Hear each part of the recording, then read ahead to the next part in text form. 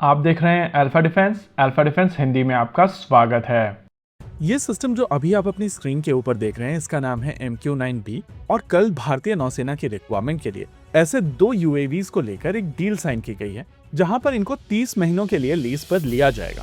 वैसे अगर आप इस डील को देखेंगे तो ये एक नॉर्मल डील दिखाई देती है और ये चीज हम सभी जानते हैं कि भारतीय नौसेना पहले से ही दो ऐसे UAVs ऑपरेट करती आई है और अब ये जो दो UAVs लीज पर लिए जा रहे हैं ये प्रैक्टिकली एक स्टॉप गैप के तौर पर लिए जाएंगे और इस समय भारतीय नौसेना की जो सर्वेलेंस की क्षमता है उसको मेंटेन करने में ये मदद करे। अगर इस पूरी डील को देखा जाए तो यहाँ पर 3 क्वेश्चंस उठकर आते हैं और इस समय लगभग सभी लोग यही 3 क्वेश्चंस पूछ रहे हैं। पहला क्वेश्चन, क्या MQ-9B जरूरी है? क्या ये काम तपस जैसे UAV से नहीं किया जा सकता? दूसरा क्वेश्चन है कॉस्ट को लेकर। 30 महीने यानी कि 2.5 साल के लिए लीज पर लिए जाने वाले ये UAVs लगभग पर यूनिट 100 मिलियन से ज्यादा के पड़ने वाले हैं और अगर आप इसको MQ-9B की एक्चुअल डील के साथ में कंपेयर करेंगे तो आपको समझ में आएगा कि वहां पर जो यूनिट कॉस्ट पड़ने वाली थी लगभग उतनी ही प्राइसिंग पर ये केवल 2.5 साल के लिए लीज पर लिए जा रहे हैं।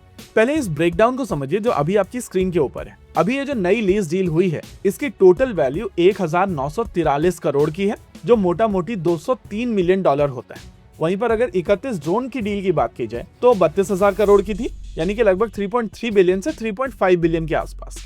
यानी कि 31 UAVs की जो डील हुई है उसके हिसाब से आपको एक UAV लगभग 101 से 106 मिलियन डॉलर का पड़ने वाला है और इतना पैसा देने के बाद में वो UAV आपका हो जाता है। लेकिन यहाँ पर भी आप लगभग 100 मिलियन US डॉलर दे रहे हैं और UAV केवल 2.5 साल के लिए आपको लीज पर मिलने वाला है। इसी वजह से इसकी कॉस्ट को लेकर क्वेश्चंस उठ रहे हैं। तीसरा क्वेश्चन अमेरिकन डिपेंडेंस को लेकर है जिसको लास्ट में हम लोग डिटेल में डिस्कस करें। आइए सबसे पहले ये समझ लेते हैं कि MQ-9B ही क्यों, क्या ये रिक्वायरमेंट दूसरे UAV से पूर्ण नहीं की जा सकती है? देखिए, अगर आप हिस्ट्री में थोड़ा पीछे चलेंगे तो आपको याद होगा कि चाइना के साथ में जब स्टैंड ऑफ शुरू हुआ था तब लगभग उसी समय भारतीय नौसेना की तरफ से ये UAVs लीज पर लिए गए थे। ये दो UAVs रजाली से काफी समय से ऑपरेट किए जा रहे हैं और अब इनकी लीज खत्म होने आई है, इस वजह से इस लीज को एक्सटेंड करने की आवश्यकता है। लेकिन MQ-9B ही क्यों? तो उस क्वेश्चन को आंसर करने के लिए आपको भारतीय नौसेना की फ्लीट को समझना पड़ेगा। अगर भारतीय नौसेना के एंटी सबमरीन वॉरफेयर कंपोनेंट्स की बात की जाए तो स्पेसिफिकली एरियल एसेट्स ज्यादातर अमेरिकन है। Long range maritime surveillance aircraft की अगर बात की जाए तो ये P-8I नेपट्यून एयरक्राफ्ट है।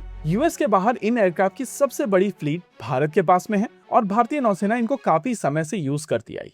इन एयरक्राफ्ट की यूटिलिटी की अगर बात की जाए तो डोकलाम के स्टैंड ऑफ के दौरान भारतीय नौसेना की तरफ से ये एयरक्राफ्ट नॉर्थ में डिप्लॉय किए गए थे ताकि चाइनीज मूवमेंट को ट्रैक किया जा सके। यानी कि भारतीय वायुसेना के पास में भी इस तरीके की सर्वेलेंस क्षमता नहीं है और ये चीज दिखाती है कि P-8I नेपट्यून भारतीय नौसेना और भारतीय वायुसेना दोनों के लिए कितने इंपॉर्टेंट। दूसरे कंपोनेंट की अगर बात की जाए तो वो है MH-60R और ये एंटी सबमरीन हेलीकॉप्टर्स रिसेंटली भारतीय नौसेना के बेड़े में शामिल किए गए। अब अगर आप नेपट्यून और रोमियो दोनों की बात करें तो दोनों ही अमेरिकन मेड एयरक्राफ्ट हैं और इसी वजह से तीसरा कंपोनेंट यानी कि UAV यहाँ पर काफी आसानी से फिट हो जाता है और इसी वजह से यहाँ पर MQ-9B को चूज किया गया। इसके अलावा इन UAVs का सेंसर पैकेज काफी शानदार है और एग्जिस्टिंग इंफ्रास्ट्रक्चर के साथ में ये सीमलेसली इंटीग्रेट भी हो जाता है। अब अगर कॉस्ट की बात की जाए तो सबसे पहले आपको समझना पड़ेगा कि किसी भी टर्बो प्रॉप बेस्ड UAV में सबसे महंगे कंपोनेंट उसके विंग्स और इंजन ही होते हैं। यूएस ने इजराइल वॉर के दौरान भले ही इन एयरक्राफ्ट को डिस्पोजेबल एसेट्स के तौर पर यूज किया हो लेकिन ये डिस्पोजेबल एसेट्स नहीं है।